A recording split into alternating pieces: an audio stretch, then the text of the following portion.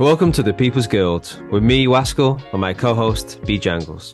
We're a couple of Splinterlanders that love exploring all things Pretoria with a wide variety of guests from all across the community and Splinterlands universe. Thanks for tuning in and enjoy the show. Welcome back to the People's Guild. Another week, another episode, another fantastic guest, a self-described silent advisor. We're going to try and make him squeal a little bit today for you guys and spill the beans on some of his opinions. He is a self-described DeFi game aficionado. Splinterlands has slowly kind of crept to the top of his gaming list over the years, and professionally, he's a technology governance and risk management specialist. So he brings a very unique perspective to the community, and we're certainly keen to share that with you guys today. And we're honored to welcome Foyet to the show. Welcome, Foyet. Thanks for hopping on. Yeah, thank you for having me. Really appreciate the opportunity. So I've, watched your video with Aftersound, and it was that initial video with Aftersound that really, just like impressed me a lot when I was listening to you speak. So I'm really excited about getting into lots of topics with you, and I just want to kick off with could you just give us a bit of a background to how you ended up in Splinterlands, or even a bit of background with your what you do in your spare time, just for our viewers who haven't had the privilege of catching up with those Aftersound videos. Yeah, I think one of the benefits of doing mostly remote work is that I have a lot of time to consume a lot of content. So I do watch a lot of videos and read a lot of books. So I have a broad variety of interests, and I do read a lot of historical and U.S. Content. I started getting it more into the kind of the crypto gaming, because I think my experience has mainly been with Bitcoin and Ethereum side of the house, and then I'd started exploring Axie Infinity when it first started ramping up. I didn't get into it immediately, but I was on the second wave of Axie Infinity folks, and so that led me to think a lot about how potentially either like DeFi or GameFi or however we look at the economy. And I think when we look at the history of humanity, when we look at someone like a Lorenzo Medici, right? So in the historical perspective, when we do things for entertainment, and when we date it back to the Renaissance or pre-Renaissance, basically you have a low expectation of making a living. You're basically an artist, sculptor, musicians, and you provide things, a service that people get entertainment value for, but you really don't get paid a lot. You live off the streets, you live off friends and neighbors, and so Lorenzo Medici, he commissioned a lot of these great works, and that's why you have the Michelangelos, the Da Vinci's of the world, the Raphaels, and then post that. So you have this evolutionary curve of entertainments. So you have artists, that led to the Picassos and the Rembrandts, and led a lot of the folks, and then now we have the great wave of the musicians and the athletes. So you have a lot of people, and the artists. You have the writers, the publishers, the people who produce historian, and they make a lot of money. Then you have these people in the gaming segment, and yet our community, we do a huge disservice to ourselves, and we think we view games as strictly fun, and we don't need to get paid. We give the developers money. We give money to these various communities, and we just give. We don't really think about how do we make money, or how can we make a living. And then there are ways that you can make a living to some extent. And we have that, when we predate the initial launch of the Street Fighter tournament, where we have the World Championship for Street Fighter, and then that initially kind of kicked off some of the towards the modern day tournament, so to speak. And then you have a lot of these various gaming sectors. But then when you look at the population, that's a small number of people that can actually make a living off of it. And then now, how did the average gamer, we play, like I play Pokemon Go, and all they want from me is to buy Pokecoins, right? I use my US fiat currency. And then you have you have their cards, Pokemon cards, you have Magic the Gathering, you have Hearthstone, you have all these various elements. And I think card and the card gaming, I think is fantastic in terms of a product that we can use for crypto and things like that. And I think as also as people, like, for the one thing I would maybe try to wish upon folks from their Christmas holiday and even going to the New Year's is that we think of money as our employees, right? They work for us. So I think one of the great opportunities that Web3 provides is that Web3 started where we think about things.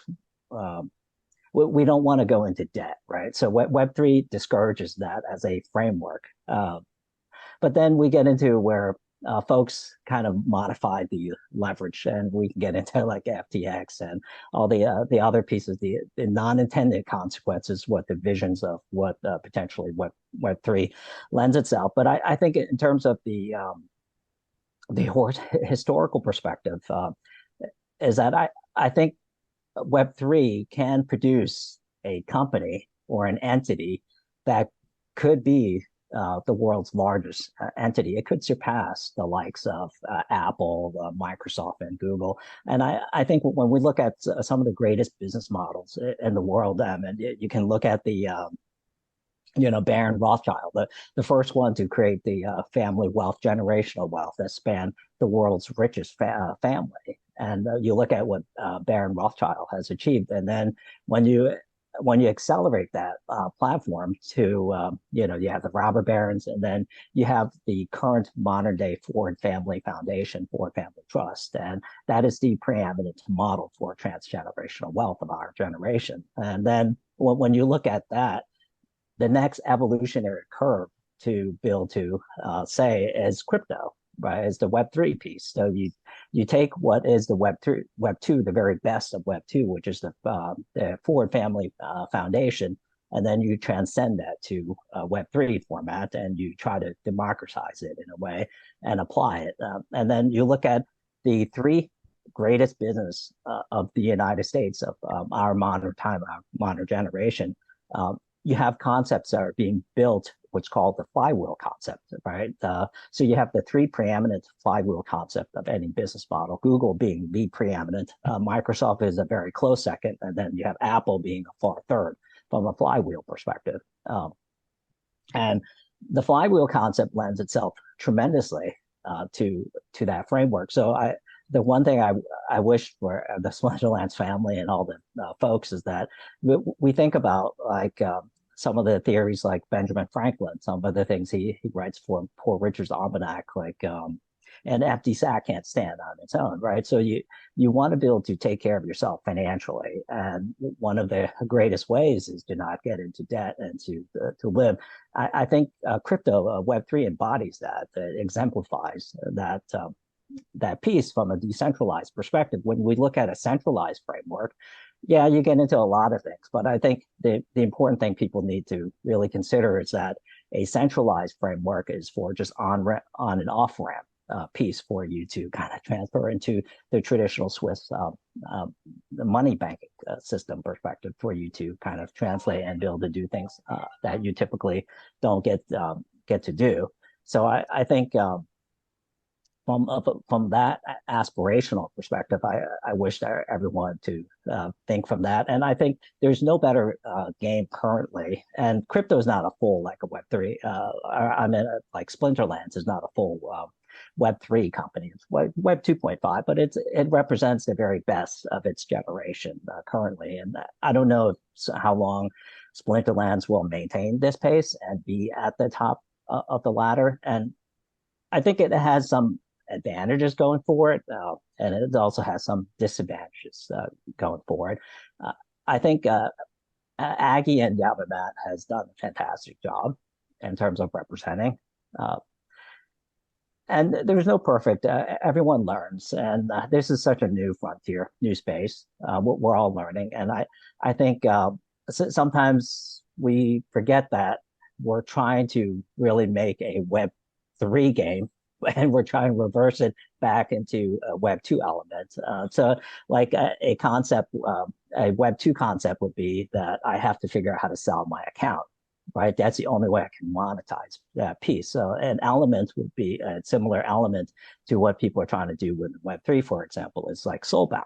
So we try to force the player into creating a Web 2 account, treating their account as Web 2. And I think so when we look at the thought process in the preambles, the framework of what makes a DeFi crypto game is that we want to think of it in terms of meaning peace, freedom, and prosperity, right? Those are three essential core elements of what DeFi, and I think Agro speaks to that in volumes, and I think he believes in that, and I think that's one of the reasons why I believe in the game itself. And in Splinterlands itself, I think we're just caught up now. There's different variables that lends itself, but I think what's important is to look at Splinterlands from that perspective, and so from that perspective, Splinterlands is a flywheel, and anything that needs to be able to be modified into a Web 2, other people can have the freedom to be able to attach to that flywheel. We have a lot of different third-party apps. We have, the Archmaids, the Splags. We have the PeakDs. We have a lot of elements that kind of the Splintermates. All the folks that Splinter Forge. There's going to be new ones. Baron's Toolbox. We have a ton of it that hooks onto this flywheel. So any element that's essential to violating the peace, freedom, and prosperity philosophy and the component, the core thesis of the DeFi game should be taken and allow it to be able to be part of a flywheel. So in essence, I hope a game like Splinterlands can grow to potentially reach over like $100 trillion, right?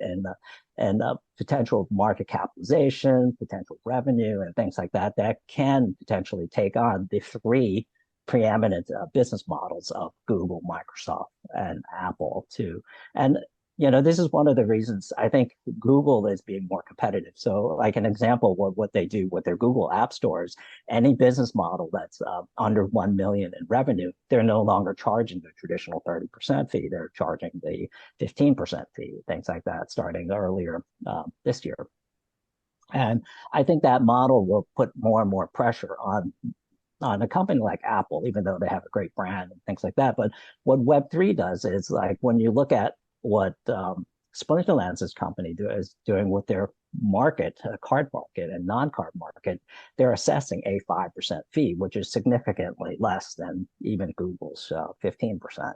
And that's where it is. It's just sharing the cost, the expense component of to linear this piece. So when we look at the framework, we look at Splinterlands as a flywheel, and then any component that violates or wants to modify the peace, freedom, and prosperity needs to be considered as an augmented flywheel. So an example is like bots, right? And so you have the Web 2 version of bots, which is the NPC, the non-player character.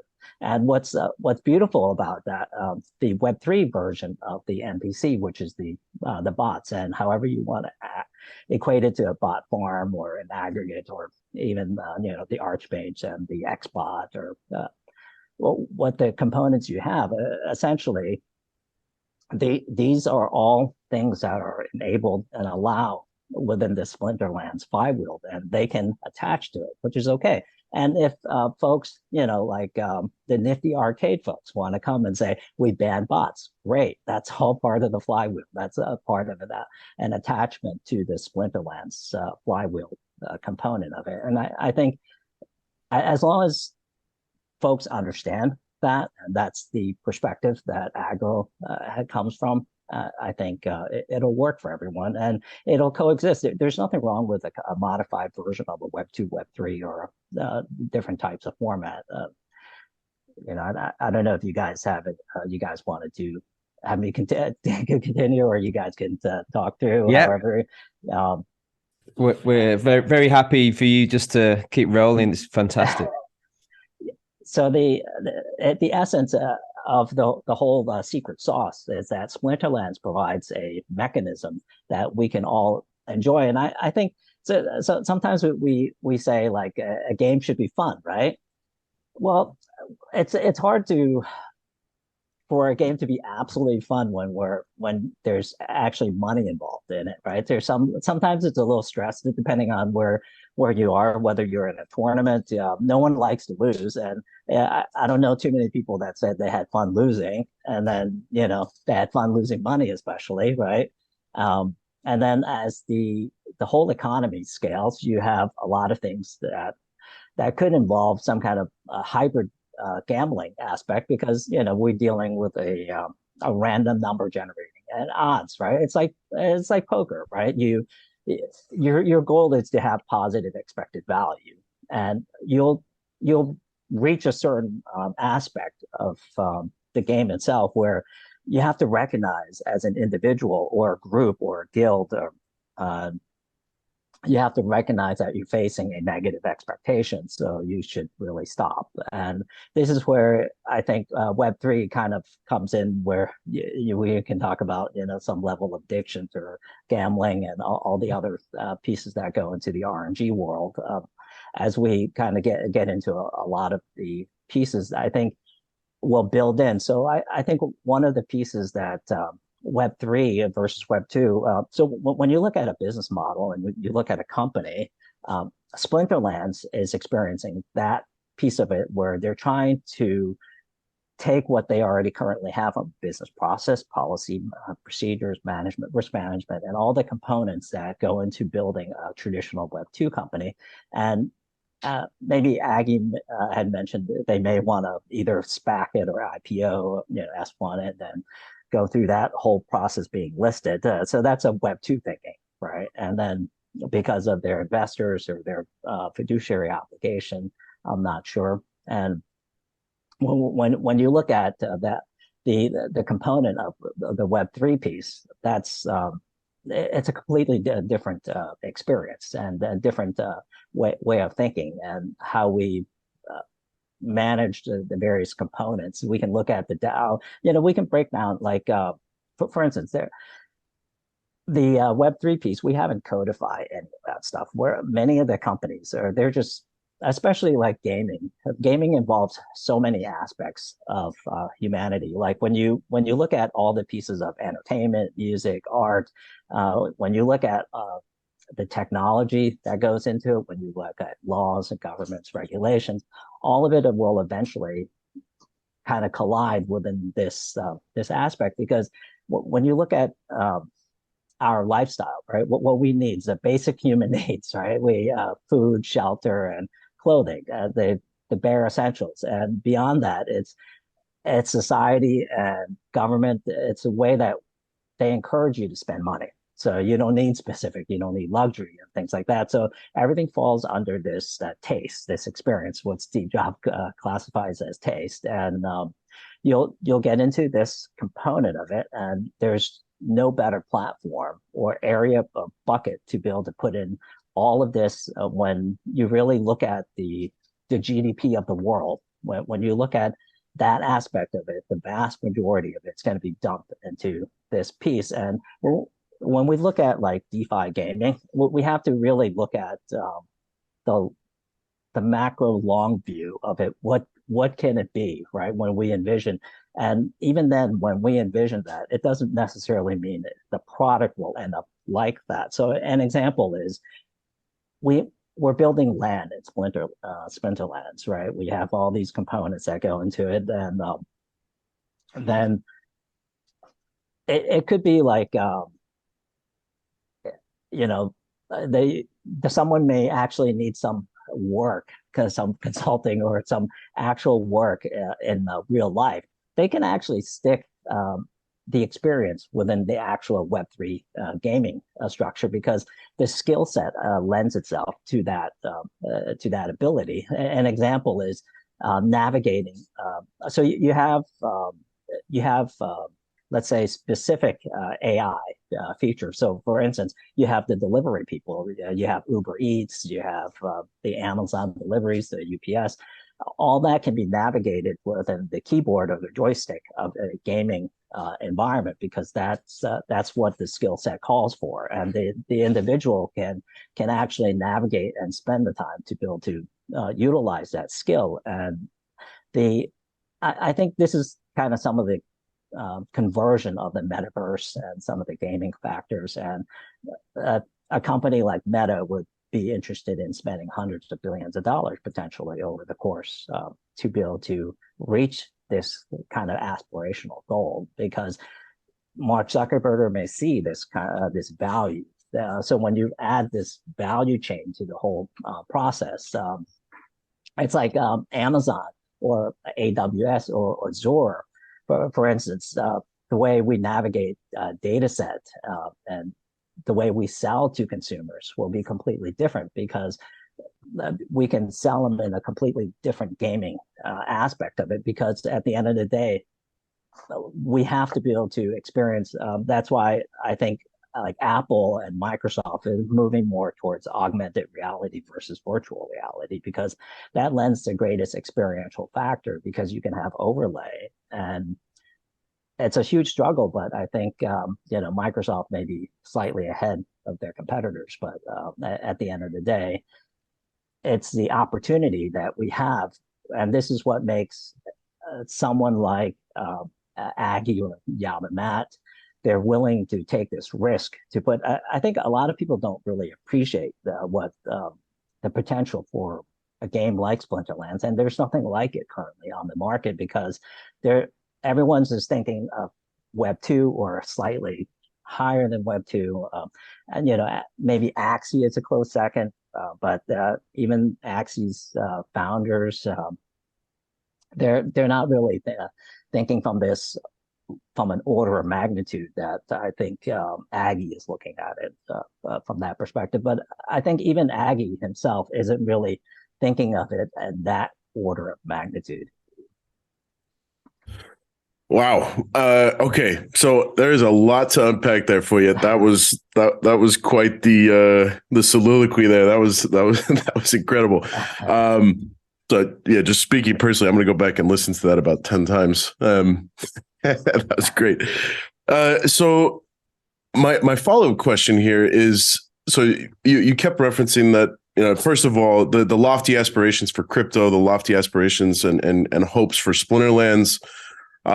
Where do those things, and in particular, with specificity to Splinterlands, what is it that you feel like separates Splinterlands from the rest? Is it the Hive blockchain? Is it Aggie and Matt? Is it the community? Is it a combination of these things? Is it the way that we're structuring the economy?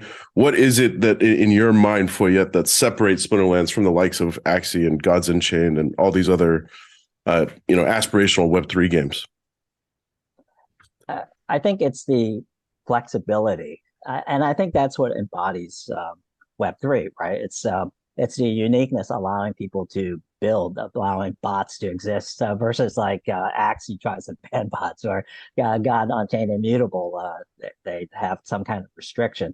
So I think sometimes Yamamat falls into the category where he's kind of scratching his head and thinking, well, the game should be fun. We should introduce Soulbound. We should force players to sell their accounts. Like an example, I'll give you, if you're a guild member and you collect these merits, and then you open up these cards, these Soulbound guild cards, they're locked into your account.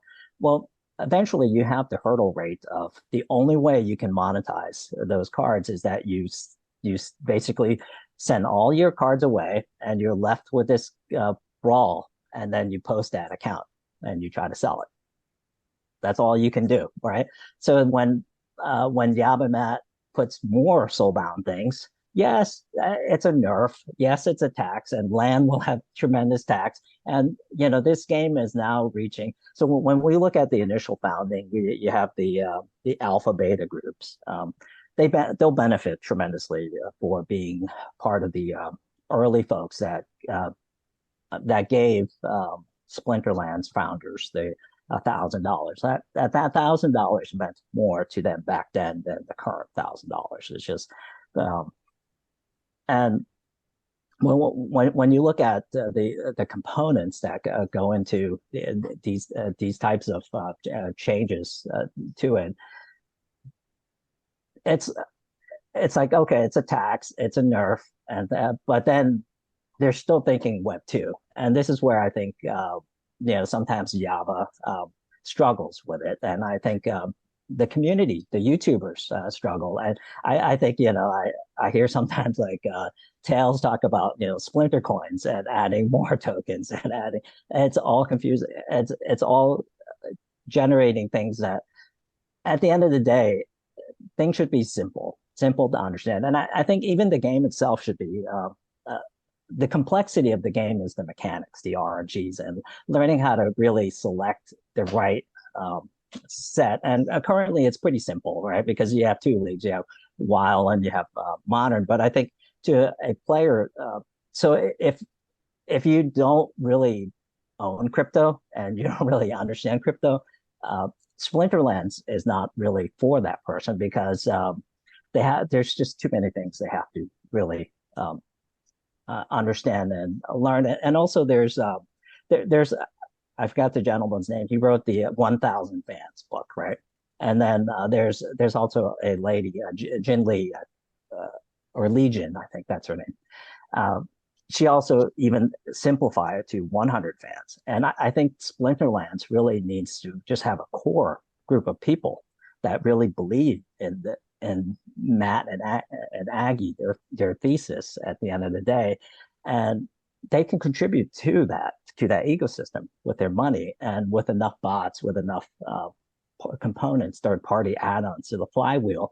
The economy itself can continue to sustain, and it'll continue to build out from that standpoint. So there isn't really a huge, it's like the Web2 mentality is, how do we get more users? How do we get more players? It's all that daily active user number, right? Web3 doesn't work that way. Web3 works, there's a lot of bots, there's a lot of computer systems, there's a lot of NPC that goes into that can add to that experience, because we're talking about an economy the end of the day, and the economy itself has to be sustainable.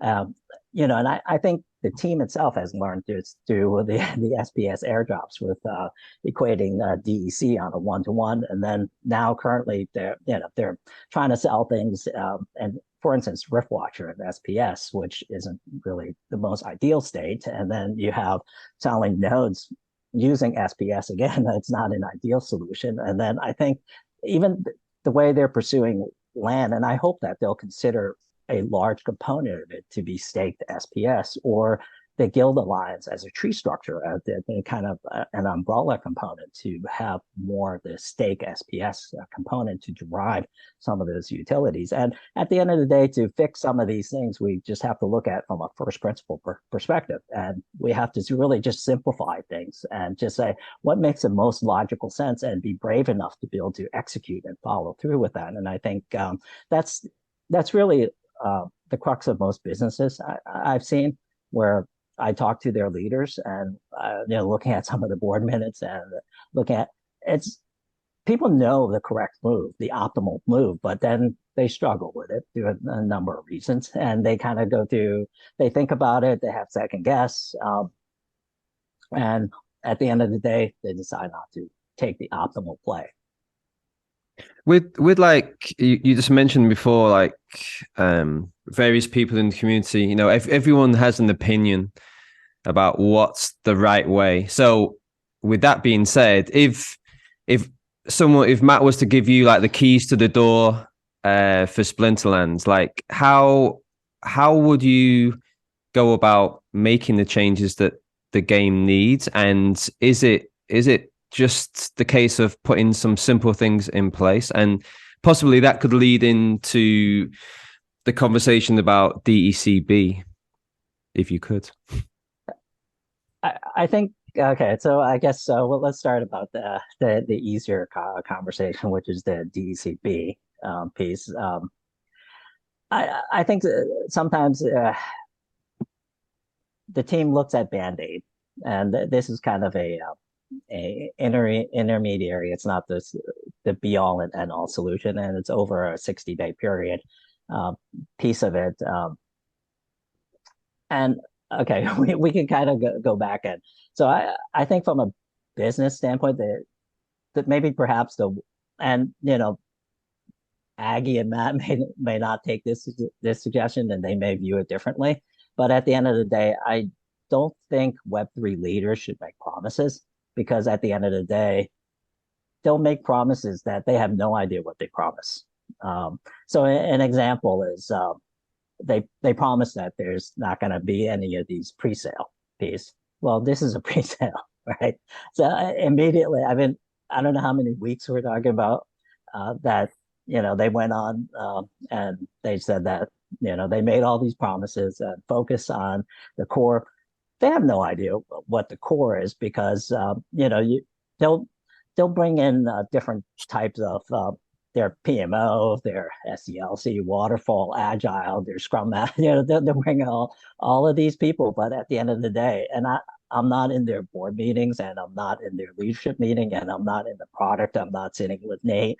Um, to look at what it is to kind of deep dive into what they're doing. But at the end of the day, it's like they have limited resources. There's only so many things that they can do and deliver. An example, like some of the hardest thing to do, for tech modernization, it took them a couple of runs, but they finally implemented. And I don't even know if they implemented the full tech modernization piece because we have the release and things like that. But I don't know what was the original.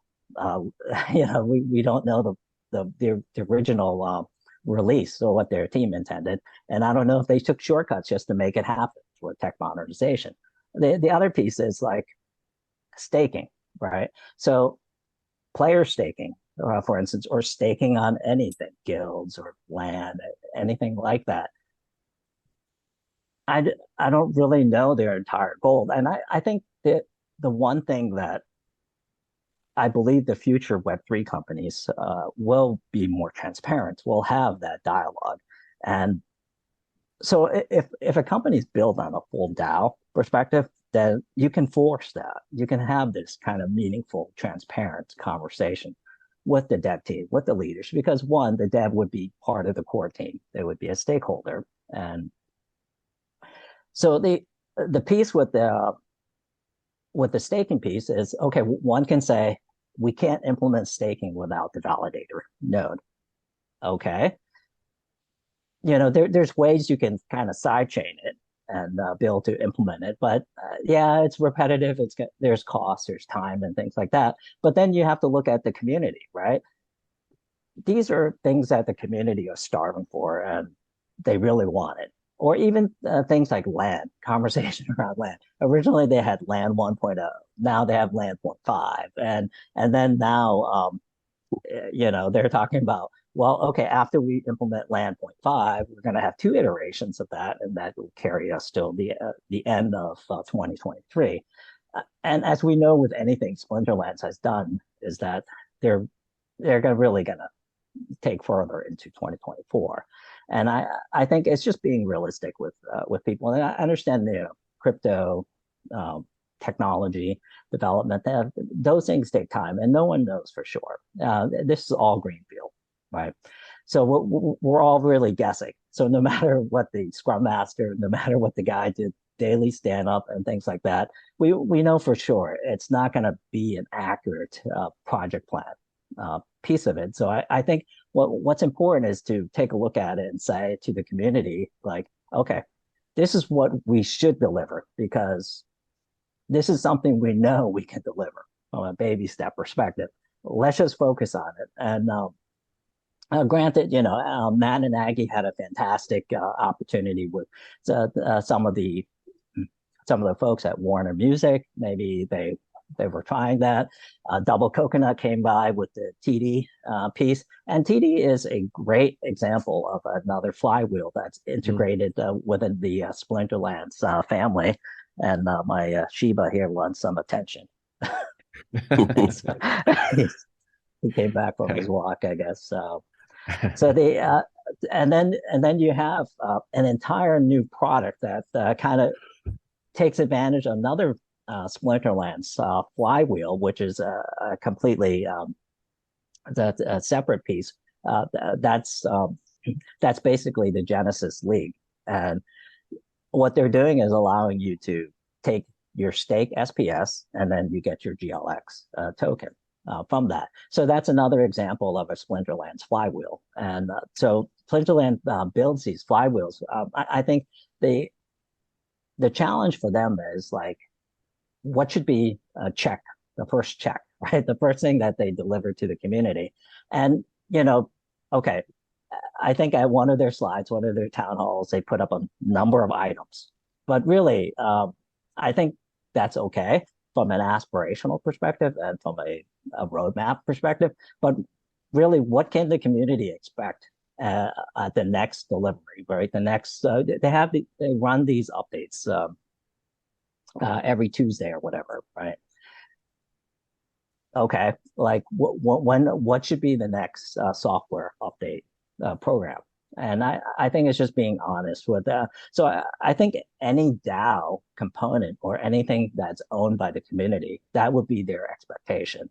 Now, some people may say may erode trust from the community perspective, since Splinterland's leadership is constantly like reneging or modifying whatever it is they say. I think the reality is that no one knows. But I think what they can know is what they can check off as the next item on their list. Because, we, as human beings, we're all constantly, we're multitasking. We have different distractions. We have different things that, whether it's personal or whether it's business related and things like that, we have a lot of distractions. But the core of it is, what can you deliver and what's the next? Like if you were to ask Google, Microsoft, or Apple, what is the one thing that you're going to deliver? You're going to deliver with a relatively time sensitive piece, and you're going to meet within a certain degree of confidence. All right. You're going to meet it within this, if you're talking about SIG variable, the differences, they can definitively tell you that. And that's the difference between a mature leadership. And I think Aggie and Matt, they're kind of going through that process. And then it also hurts them because they're shifting, like Matt was their CTO, then Hardpoint, and Hardpoint had some, challenges and things like that. And then you have PJ that's running the CTO office now. So you have a variety of changes. You have layoffs. You have all of these components. But at the end of the day, there's that one item that they know for sure they can deliver, and within a reasonable time frame, within a high degree of confidence, they can deliver that piece of it. And so I think I would focus on that piece. And the other piece is, if you were to overlay that piece, is that something that will help the community? Is that something that the community's starving for? And if the answer is no, yeah. Go to the next item on the checklist. It sounds like there's a little bit of conflicting philosophy from trying to maintain the Web2 fun element of the game and attract new people and appease the community while trying to still achieve these Web3 goals, which is obviously the long-term vision. And how do you balance those two things? Because I'm thinking about the community and immediately post layoff. Those promises that you just alluded to, that we're going to focus on the core of the game, and it feels like maybe we're starting to feel a little bit of a deviation from that plan. But really, I think the perspective is it's easier to say this is not part of the core versus this is part of the core. And maybe I'm kind of giving the team the benefit of the doubt, but I feel like Aggie and Matt, it's such a challenging position, because listening to the community and what is the community starving for is such a difficult question, at least in my mind. It's land first and foremost right now, right?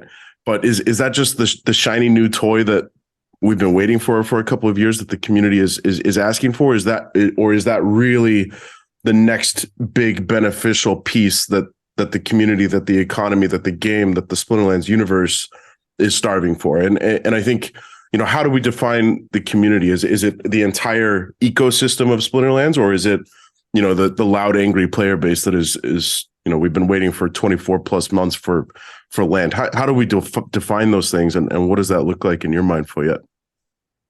So land is 150 plots, right? 150,000 plots at the end of the day. And what percentage of the community owns those plots, right? Very few. And then chances are some have lost their crypto keys, and there's going to be a percentage of land plots that will never be claimed. They're lost. Then when you look at land, what percentage of the community it affects?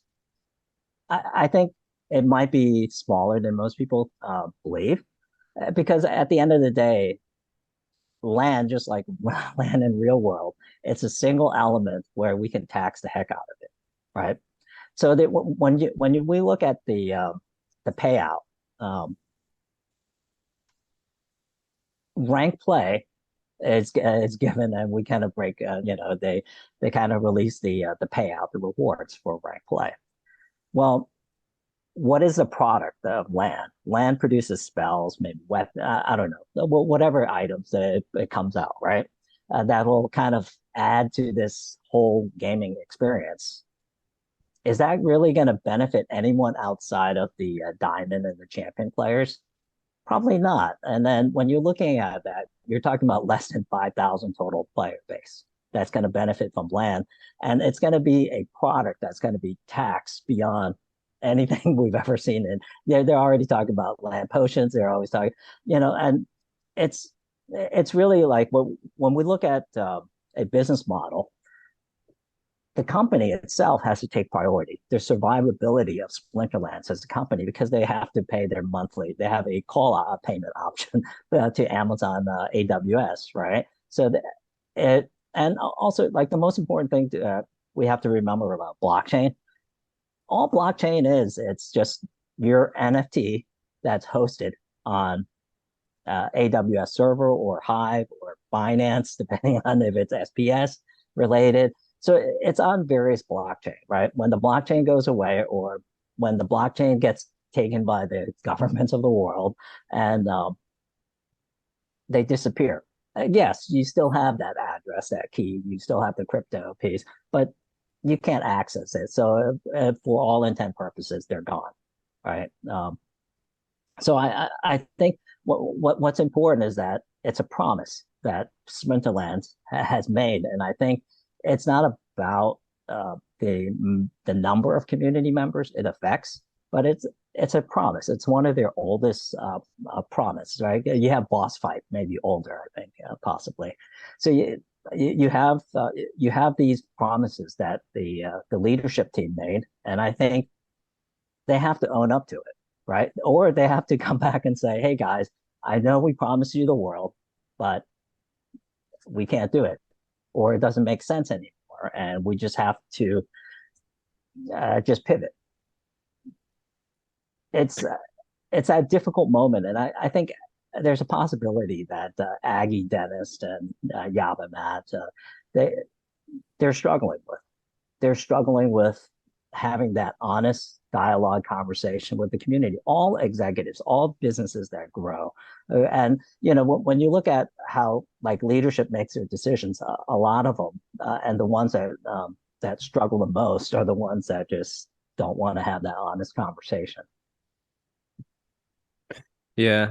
So, like, do you Do you believe that like some people like believe like land is the answer to kind of like get DEC back to peg, and there's lots of other things banded around, but like do you believe that this should be the team's priority now to get DEC back to peg?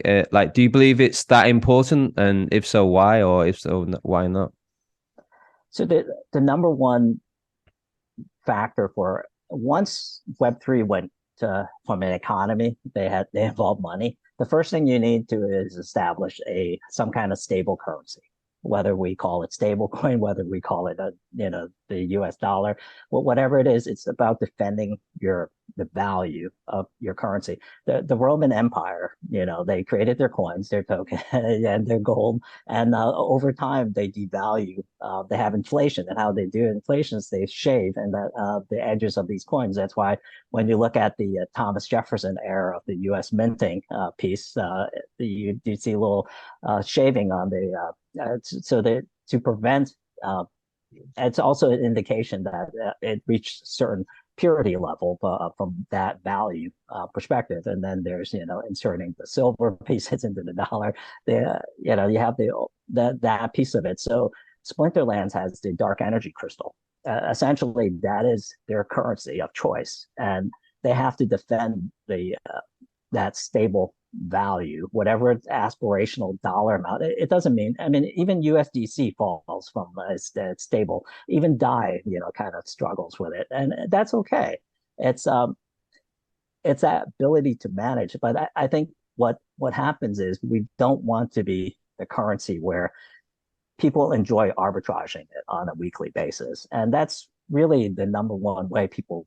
I think the whales probably make money in the Splinterlands game itself is arbitraging DEC. It's like it's one of the biggest, easiest guaranteed thing. Yeah, you can buy DEC when it hits below 70% of peg, and then you wait until it gets above a certain, and you just sell it, and then you wait for it to come back down. And if you're a big enough whale, you can go on some other blockchain, and then you can affect it in a different way, and then you can push it, and then you can go on Uniswap and buy it cheaper, and you can, there's a lot of ways you can manipulate. So I think so job one for Splinterlands for Yamamat would be to stabilize DZ at a peg value, at least have it at I would say from an aspirational perspective, you got to get it to within the 90 percentile, where you look at 365 days a year, 90% of those days, they're pretty doggone close to the peg value. And how do we get there? Well, the problem is, according to the Hive blockchain, you have over 6 billion of these floating DCs, and they've been minted, and I don't think they track it much. And I think that this is one of the philosophical challenges of Web3 is that once you float it onto other blockchains. So an example is you float it on Binance. Well, as we learned from FTX scenarios, that well, you can synthetically create Bitcoin, and Bitcoin can exist in any type, and it can be sent back to you in its original native coin. But the velocity of changes, when you look at how often it changes hands within that blockchain, that ecosystem, or that exchange, that environment, it's unlimited. You can, so we don't really know, outside of the liquidity pool that Binance puts up, we don't know how many synthetic DEC that exist out there. And then on top of that, we don't know how many are in people's personal wallet that's off chain. There's a number of DEC that's on these personal wallets. And then when you add Ethereum network to it, and so I think one of the monetary policies that I believe a combination, it'll have to be a combination between the Splinterlands, the company, and the DAO itself. They both have to work together to build to bring DEC to peg. And one of the ways is to, unfortunately, to bring the liquidity pool in-house and to provide the liquidity. And so for whales and other folks, without having a large liquidity, it's very difficult to operate and get trust, because at the end of the day, whales like to control the environment. They like to have a large stake in it. And for them to have be able to liquidate and manipulate the currency, they need to have a lot of control. So a founding company like Yavamat will have to entrust these whales with the ability and flexibility to manipulate the token at will. And so in order to minimize that, it's kind of like the DAO, right? When you do a ratio of DAO, like you own one SPS, you get one vote. Whales have a significant control, but if you implement things like the quadratic voting system, it lessens the effect that the whale's vote of a single SPS will have. The orders of magnitude will be square rooted.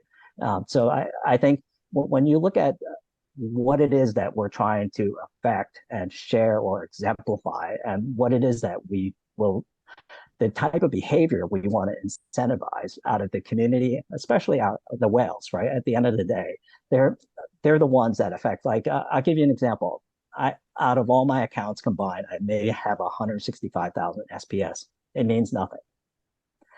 My 165,000 SPS is worthless. And at the end of 5 years, I could reach a million, a million SPS. It means nothing because a guy like, for instance, even a guy like Brybro has a million SPS now. By the end of it, he could have 10 million SPS, right? So the order of magnitude of these guys.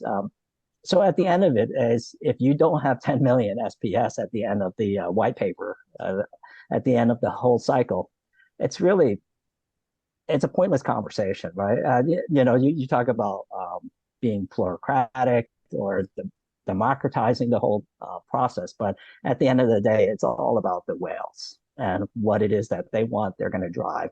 And so things like the DECB, the battery piece, it's part of it. I think it's a outcome of a conversation within the map chat. It's I guess someone reached out to somehow convince Yavamat to put this as part of the proposal, and it's okay. I mean, it'll inflate DEC by, let's say, like 400 million or so.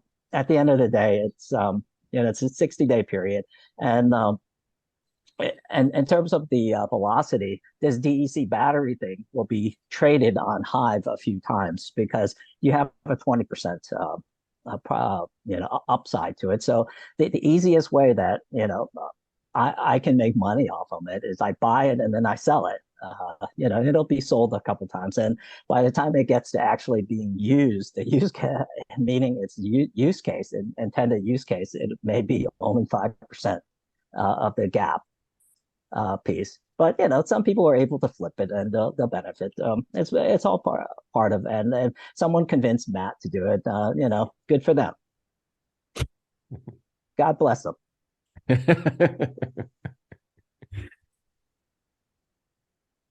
Yeah, so I was going to ask, you mentioned about, it's very interesting perspective you got on SPS there, because like we were always told, yeah, you got to have this SPS, you'll never have enough, and which of course you if you're a company, you want to kind of push it on, but don't you think another factor that will determine how much SPS you have and how important it would be is like the utility. But of course, I'm talking about utility in the future, because now at the moment we haven't got, apart from, if you want to include staking rewards. But don't you think if there is some way to provide useful utility down the line, having, for example, if you've got 1 million SPS, wouldn't that be something worth having? Yeah, I would say so. And also, we do have a current utility for SPS. It's just people don't like it. It's negative utility. It's essentially the whales basically dumping SPS, right? So I don't know how familiar are you with the Crypto Banter show. Ren, who's one of the founders of it, and he's I believe he's one of the accredited investors that bought into when they, I think it was like, I can't remember, less than 2 cents for SPS or whatever it is, and and then they bought it. They were playing Splinterlands, and then all of a sudden, they brought in the gaming guy on his show, And one of so the gentleman commented on why he doesn't think SPS, and he's spot on. He basically to simplify what he's saying, it's just basically it's a shit show. It's just dumping. It's the whales dumping, and whoever paid at the when SPS was a limited supply, ran it up to almost $1 or somewhere around that, and then it kind of continues to spiral down because at the end of the day, when you're dealing with people with large amount of money, and this works in the real world too, right? Not just in crypto. Uh, they have resources that we don't have. They have the ability to execute things. They have computer simulations. They have a lot of things to forecast, and these are easy money. It's just and bots are no different. Bot farms are no different, right? These guys are able to. So the key is that Splinterlands as a company needs to look at it and say, what are the simplest things that we can do, and what meets our peace, freedom, and prosperity, right? So an example is one of the ways they can kind of curb this is to, unfortunately, the stake SPS thing, but they don't want to implement it yet through a sidechain or a kind of an add-on mechanism. So they're going to go through the validator, but securing the validator node is complex. There's a lot of security reasons, and especially when you look at whether they're going to do a multi-chain or cross-chain, there's higher risk with their cross-chain environment, things like that. So there's more risk for them and the timeline for that. And then so when you look at the other pieces, well, you can just say for every single third party that wants to eat into this flywheel, they have to have X number of SPS. Again, SPS in a staked environment, because you can't really force them. There's no mechanism that they currently have in place. So maybe to get the various API data, right? So to scrape the API, the metadata and things like that from either rank reward systems or any type of structure or the battle or what have you, is to get the accurate API data, is to be able to stake that and force. And this is one of the ways when you look at vendor management system, the flywheel itself, and all these like Peak Monster, all these guys, they should consider implementing a vendor management system. And these are vendors. These are folks that are contributing to the ecosystem of it and helping the player base. And so they can look at various things to implement. But again, I'm not in Yaba or Aggie's shoes. I look at it as a third party, and maybe there are other hurdle rates, or maybe they have one whale that's sitting there and say, I'm not going to tolerate that. You're just going to have to let me eat off them the table for X number of months or years or whatever. And this is like a basic fundamental of even the tournament piece, right? You have a couple tournaments that are being basically for folks that have these alpha cards, these old cards, and they're getting like $2,000 every week, free money. these are free money that, as a new user, you kind of have to look at it and say, at what point do you cut them off, or at what point do you decrease this? And then I know Gang talks about it and things like that. And Gang is one of the guys that is getting off of making $2,000 every week off of these things. And at some point, you're gonna have to say, okay, enough. These whales are, they really, we should shrink them down to being dolphins, right? They can't be killer whales for so long. It'll eventually eat into our pockets. And that's kind of where they're at, and they're struggling. And I think as a business model, it's easy to blame the economy. It's easy to say like we're in a bear market, but Nike's as their sales is an all-time high, right? Google, Sundar Pichai speaks volumes of Google's accomplishments, Satya, at Microsoft, and then you have Tim Cook talks about, yeah, the iPhone 14 is still the iPhone Pixel. Yeah, these products are still going off the shelf, right?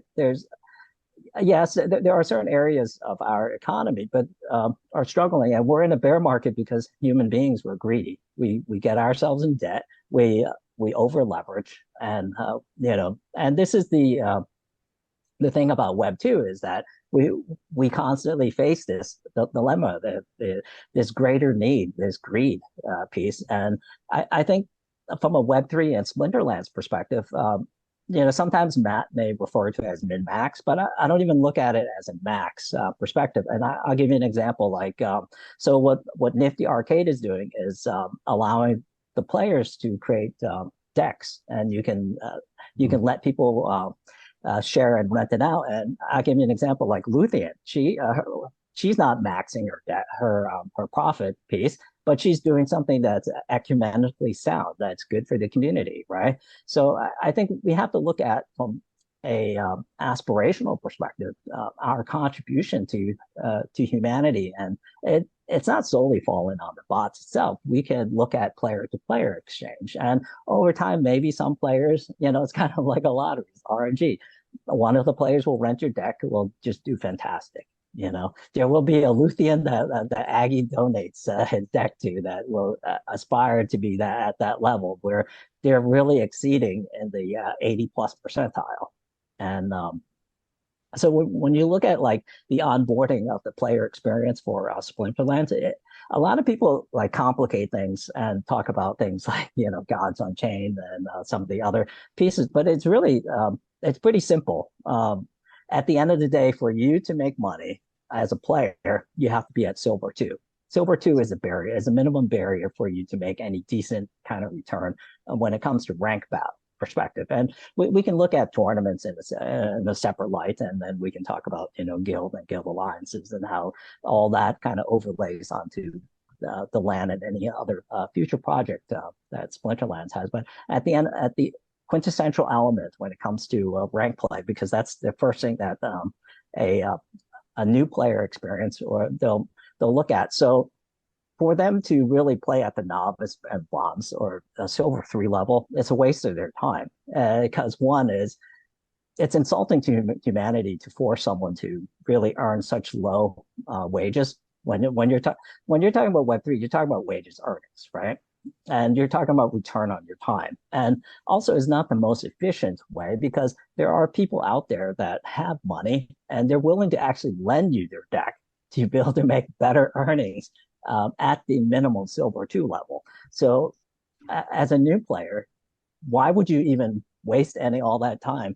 You can either, one, take a deck from Nifty Arcade, or you can look at it and say, okay, I can really look at these 3, 4, 5 bot options program out there. Or if I'm a talented developer, I can potentially create the bot myself, and I can save myself $1 or whatever. And you can look at it and say, I can invest the bare minimum for Silver 2, which is probably like $150, maybe to $600 range, depending on if you wanted to have a level 2 summoner and level 2. This is depending on the combinations and how many decks you want to look at. And so you can say, okay, I have that amount of money and I'm willing to invest it into the game. And I think like concepts like the spell book and things like that. Yes, it worked great when they were trying to onboard and they needed a certain minimum for the Hive wallet and all the pieces. But at the end of the day, it's just right now a way for Splinterlands to make easy money. And I think they should look at other types of monthly recurring income, just like any business model, that they have to look at things that can provide consistency and survivability. The reasons why Splinterlands is in their financial state is because they don't have a product that can produce that recurring income. So they rely on these sets, these deck releases.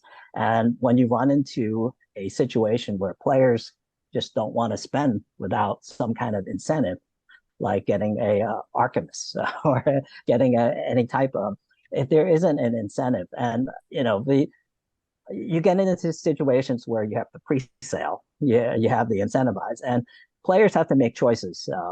And they're very difficult choices when you look at the total dollar return and invested amount for the pre-sale amount to get these legendary promo cards and things like that, like Dr. Blythe and when you look at a lot of these promo cards and its value in a bear market, it'll drop, and you have to have the stomach to kind of hold it to kind of get that recovery, or have some other way to do it, which is different ways of either renting it or playing a combination. So when from a new player perspective, so you have like a nifty arcade piece. You have one is you invest in $150 to $600, and you put in you either play it yourself or you let the bot play it for you, and then you kind of over time you build it, or you take someone like a Rogue Patents approach, where Rogue looks at it and says, my goal is to be at the silver one to maximize my silver one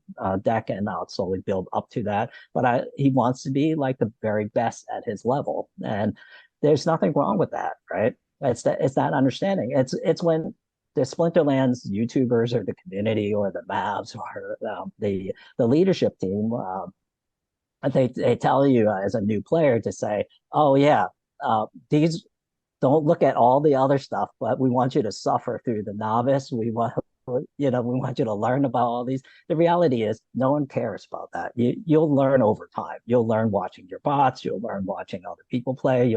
There's plenty of things. You look at the battle logs. You'll learn over time. And then the other piece is like joining a guild. A lot of people, will say, oh yeah, we're forcing you to join a guild, right? Where this is the best, but really that's not the Web3 experience. That's the Web2 thinking, right? Web2 mentality. The Web3 is to create an environment where it's financially incentivized.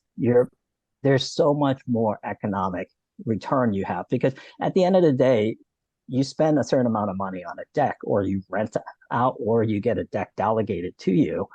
You have a combination, and you're from maybe a country that may necessarily be it might be an unbanked country, or you might be in one of the lower income countries around the world, and you have a way to apply the money that you spend for the deck, however you get receive that deck at the silver 2+ level. You can play some tournaments with it. You can join the guild, and you can get SPS, and you can get all these.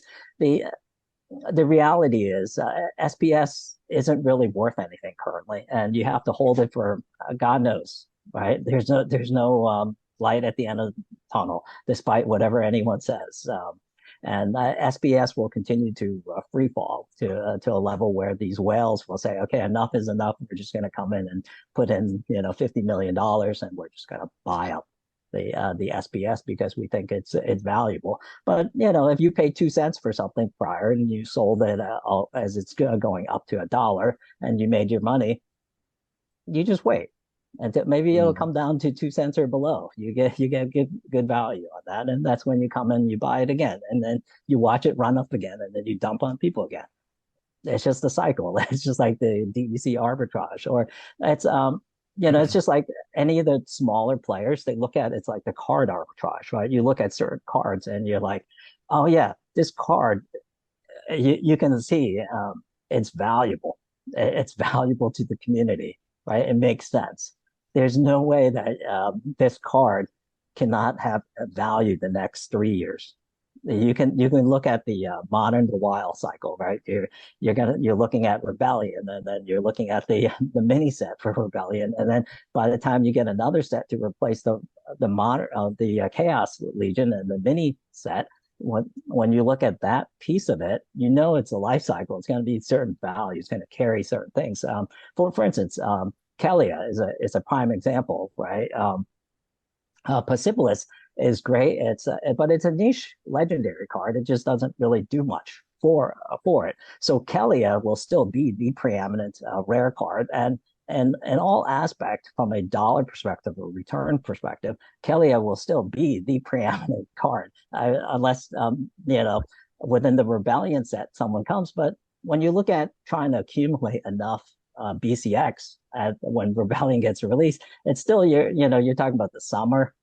You're talking about June, July framework, maybe May or whatever timeline, and then you're still talking about months before you buy enough packs, you open, for it to have meaningful difference in a battle, where you can say, okay, you have X number win rate with Kelia, but then a card comes and nerfs it within the Rebellion set. But how long? And then are there enough of those water summoners or something that counters that, right? Versus when you look at you know when you look at Obsidian, the Earth piece, that now you're looking at the new legendary Immortalis. It's a hard counter to Obsidian, right? Void. So you look at that, you're like, okay, you immediately devalue Obsidian, right? But for Kelia, it's already passed the water piece. But now you only need to worry about Death and Dragon before the cycle to make that proper investment. So you can look at different types of investments, and you hold on for it. It'll eventually make money. It's just like these reward cards that they're you have the Pelacor Bandits, the Conjurers. You have two of the better, cheaper, sort of, so to speak, reward cards. They're good for certain cycles already. And when you look at the wild card, the wild battles, people are still using those two for certain purposes. So you automatically know that it's going to be valuable for years to come, and then it's dirt cheap right now, right? So things like that, you can take a look at, and I think it's just how much a player is willing to invest into the game. But I think at the same time, the community should strive to make it easier and accessible to new players. Mm. Make the speaking on-ramp easier. Exactly, man. So I would love to hear your thoughts on that on ramp, and customer acquisition is one of the most challenging aspects of for a business, and I think that's where Splinterlands, we've had the summoner spell book, and there's a couple barriers to entry, and you hit on a really interesting one. It doesn't become profitable until you hit Silver 2, right? Which is summoner spellbook plus, you've got a few different ways to kind of achieve that Silver 2 rating and league achievement, whether that's through rentals or through something like Nifty Arcade delegations, or you outright purchase the NFTs that are required to play. Yeah, or you can rent. Or you can, yeah. Is that the right approach? Is ranked play, should that be the focus, or is it something like should we as the Splinterlands ecosystem, should we be highlighting things like guilds? Should we be highlighting things like tournaments? Should there be, you've been a gamer for a long time, so I'm sure you've got a ton of ideas in terms of what that new user experience should look like and could look like. What do you kind of foresee the ideal route for a new player entering Splinterlands looking like?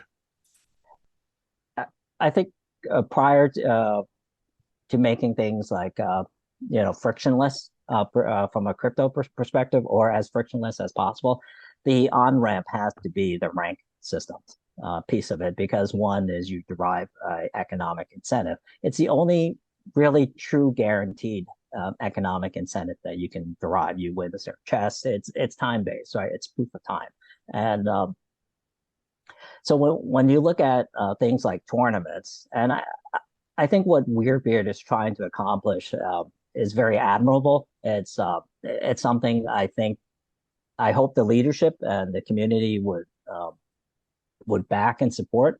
The only recommendation that I would maybe recommend, and maybe perhaps and I've never talked to Weirdbeard, and I've never seen any of this, just what I hear. And when we look at concepts that are Web 2 based, I think we need to look at what's the Web 3 equivalent of it, and can we implement that, and what's the timeline to be able to implement something like that, and will that take away resources, and will that impact what we promise the community, or is this going to be another promise, right? So it's an add-on. We have limited resources, so I think things like the Battle Pass concept is great. It's fantastic because it lends a monthly recurring revenue to Splinterlands, the company, and it also gives towards the building blocks of an achievement type structure. So when I think in any type, whether it's our job, whether it's our entertainment value, we all strive to some kind of achievement, and this is why people pay for skins, right? It doesn't really do much, but it's flexing. And so I think to be able to transpose that into the Web3 environment? I think that's really the question. And then I think the other concept, which I'm not really crazy about, is the free to play kind of piece, because crypto doesn't really lend a huge support for a free to play type, and it's just a lot easier for a newbie to just get one of these decks and just play, or contribute. There's just a lot of different ways that over time, I think, and also there's two components. I think the company itself and the DAO has a fiduciary obligation to produce these types of sets, deck, to lend it to, whether it's Nifty Arcade or to create their own competing product and say, these are, if you're a newbie, you come on, you sign on an account, whether they want to stick with their $10 spellbook frame model or whatever, you get it. Then for every month, you get assigned a random set. As long as you don't play or whatever, when you play, the company does earn, the DAO does earn. It's just like Nifty Arcade's version, or they can select Nifty Arcade, and this way it incentivizes. So I hate the concept of burning. But burning is a terrible conversation in the world of crypto, because one is, I mean, what are we doing when we burn? We send it to a wallet, right?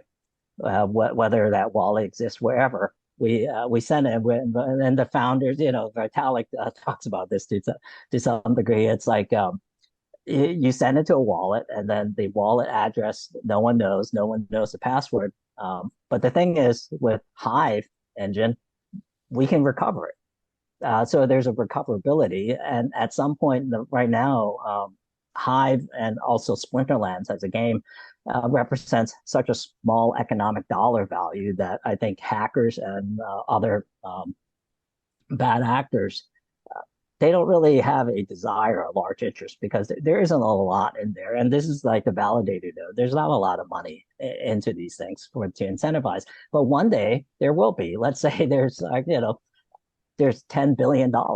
And this is why when you look at other wallets, they burn. They have so many different. They diversify, but burning is just such a terrible mechanism, because what happens is, and this is like the CEOs and the executives of these large Fortune 100, Fortune 500 companies, these global companies, they get kidnapped. They get held for a ransom. They have ransom, and this will happen within crypto, is that eventually you get thrown into these things. There are these burnt wallet that's sitting with hundreds of billions of dollars. Someone will come after it, and they will hold you hostage until you give it to them. So Yeah. you're just putting the company and the community and the whole system at risk, all for nothing. And all you have to do, instead of just burning it, is create a better economic model. Yeah, that's a bit of a scary thought, isn't it? Yeah, I think just for me personally, I I kind of just didn't realize they actually just send it to a wallet. I kind of just thought it How was do you just burn like, it in crypto? How do you burn things in crypto? well, now I know you send it to a wallet. But I just thought it just like gets just like, I don't know. But yeah, that's a Uh, bit of a scary thought. So yeah, and also like Hive is a great, fantastic blockchain. It's the challenge is that Hive is decentralized, so there isn't really a marketing. It relies on the community, and mm, the way Hive is built, the community isn't incentivized. So there's gonna be a different type of structure from a marketing perspective. The challenge for a game like Splinterlands is that it'll grow to a certain level, and then at some level you're gonna have to.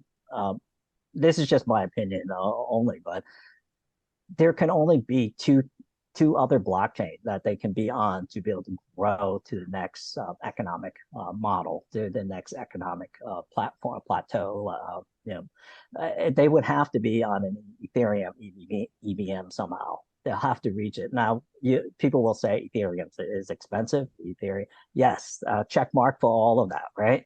But the thing is, you need to have an on ramp from Ethereum into the Hive engine. So This is what I thought from an aspirational standpoint was what Matt was trying to achieve.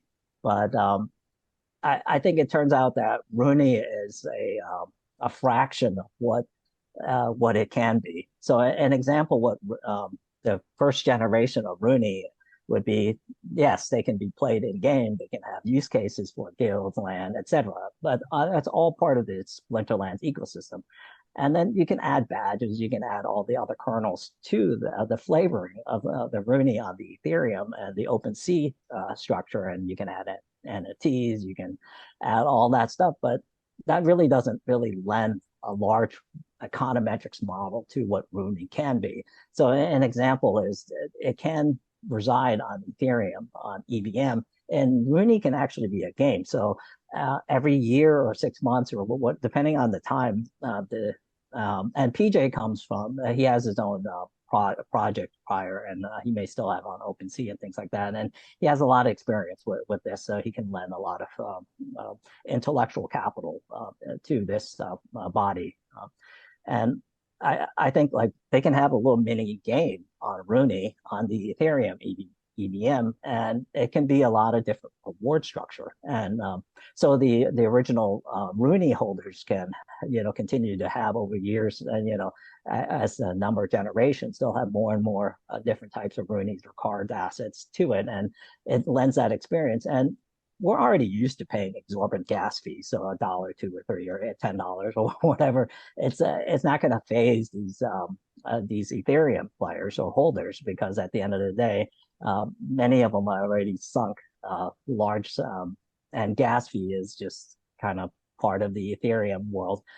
People could like to complain about it. They may go to Polygon, they may go to different types, but at the end of the day, they know there's a network effect, there's network value, and this is where Hive doesn't have that same essence. Is that they don't have that immediate network effect. So Why can I just ask why is Ethereum just the one that people always talk about as opposed to Solana that is much faster and less, less fees? Why wouldn't something like that? Because for me, like in my personal experience, I know Ben as well, like when we were trying to sort out Roonies, it was just I think also we're not used to doing it, so you have to kind of move exchange it for Ethereum, and it's just like the fees, and it's just like and like I think Ben did it 2 times, and like each time he just missed out the correct amount he needed, so it was just like you just got to go through that whole process again. So for example, yeah, why not Solana or something with well, less fees? I think so Solana has a good use case, right? It has a good and so some people talk about developers, how many developers are on a network, and that number kind of depending on how you, it's like data, it's like how you massage it, present it. But I think prior to the whole FTX piece, I would say Solana would be in the top 3, 4 blockchain layer one out there. But now post FTX, I'm not sure. I think the survivability of Solana is job one for its founders. I think if it survives 10 years from now, maybe we'll talk about it. But right now, I don't think Solana is even in the conversation. Is it just because Ethereum's like the tried and trusted one? Is that why people, and like Matt went for Ethereum as well? Well, think of like what's a reason why people invest in Bitcoin? Because if there's only a finite amount, Is that important? It's what, sorry? Is that important? Just because something is finite, like 3 billion or 21 million, or is that number really that important? Well, for me, it is, because I feel there's not going to be any more produced. It's like most But things in miners, crypto. 51% of miners can easily come together and say we want more Bitcoin later on. The 51% of SPS holders can say we want 5 billion SPS. That's just arbitrary. And we're human. We're greedy people. We're Well, so, selfish. so it's possible that there could be more Bitcoin if. There's also synthetic Bitcoin. We know that right now with FTX. Mm, We know that 21 billion, and plus when you look at it, it's significantly even smaller. When you look at Satoshi, he's sold 1 million Bitcoin already, and we know like some guy lost it in some garbage dumpster in the UK. We know that Michael Saylor tries to buy more and more. We know all that stuff, but it's really not the reason why that Michael Saylor got into late, and his primary reason is the network effect. It's the same reason why he invested in Facebook, Apple, Google, Microsoft. It's so when we look at the evolutionary curve of business models, the preeminent business models out there, prior to the flywheel, you have the network effect piece of it, and then some people say now it's the flywheel plus the network effect combo that lends it to the next or the current best model. Essentially, what Google and Microsoft demonstrates the most better than any company in the world is that they have both the flywheel and the network effect piece of it. Anything else doesn't matter. Numbers, and nothing else matters.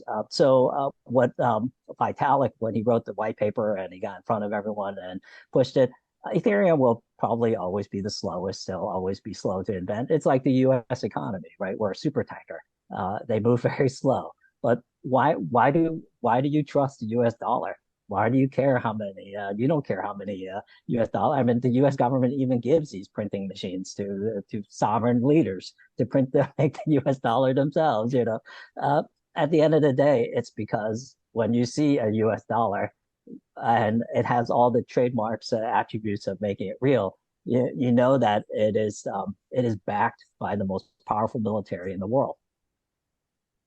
It doesn't matter the U.S. is number one, two, three, four, or five largest economy in the world, but that because prior to the flywheel and prior to the network effect, you have the military. The military always backed the currency, the sovereign nation's currency. That's part of the Marshall Plan, post World War II. Huh. So the concept that most people think about, they kind of but people like throw a lot of stuff at you to try to distract you from the real essence of what's important. mm. I think there's I don't know. Yeah, I was about to talk about Bitcoin, but yeah, I was just I think just the reasonable question was just like, yeah, why Ethereum? But yeah, I think you answered that perfectly. Just the I think tried and trusted. my question here is what will it take for Hive to achieve network effect? Is it feasible? Is Hive is there enough attraction to the functionality that the Hive blockchain brings to crypto to achieve comparable growth and overall network effects in the long run? I believe the most logical sense from a first principle perspective is to attach Hive to Ethereum EVM. That's the most logical. And I think when you look at Charles, what he's trying to do with Cardano and things like that, that's really why he's going to eventually build the EVM bridge to it, is that Ethereum has already achieved that network effect. And once you achieve the network effect, it's really hard to displace. So the best way is to just attach it. Mm. Hmm. I'm going to ask you to look into your crystal ball a little bit for you. So I've seen this chart floating around a whole bunch. I'm sure you have taken a good look at this. You have any indication? I get the understanding that you've taken a good long look at these things and kind of analyzed. Where do you kind of imagine? And for those of you listening, we're looking at the kind of the psychology of the market cycle, and in particular, what it means for crypto.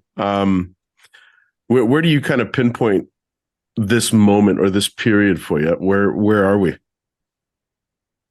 So I think on a individual perspective, I don't recommend looking at this, and I don't recommend paying attention to these types of charts. I think we have to look at old, try and true historical piece of what works. So things like creating your own. So this is kind of comes down to what will attain peace, freedom, and prosperity, right? Mm. And to focus on the items that will enable you to be able to meet that and to create from that a bridge to a generational wealth piece for you, your family, your loved ones, and the folks around you. I think that's really what it comes down to. And for most people, it's pretty simple, right? So sometimes when the economy is tougher, you just cut down on your spending. And or sometimes you just have enough where you're generating a certain number. And this is where the whole flywheel concept comes in, is that you have passive income. So you have monthly or daily recurring revenue. You have staking. You have these types. How whatever name you want to attribute to these things. It's basically producing the same thing that someone like a Baron Rothschild always knew. So that's something like the the whole, John D. Rockefeller, you have Henry Fords of the world, and the Bill Gates of the world. They know Warren Buffett. Warren Buffett and Ben Graham always did fundamental analysis, and in their historical, Columbia College days, they've created, and everything is just taken what Alexander Hamilton has built from a U.S. economy, the framework for what the whole U.S. piece from a network effect. I mean, Alexander Hamilton, when he looked at it and he studied a lot of the world, and he's written more words over his lifetime than probably anyone in the history of humanity. And when he looked at it, all comes down to just network effect. So how do you create the network effect and the flywheel for you yourself at an individual level? And that's really all that matters, because when you're able to take care of that and you're able to fundamentally produce the type of passive residual income, you're guaranteed a certain amount of money. That's why, like, when you look at the old,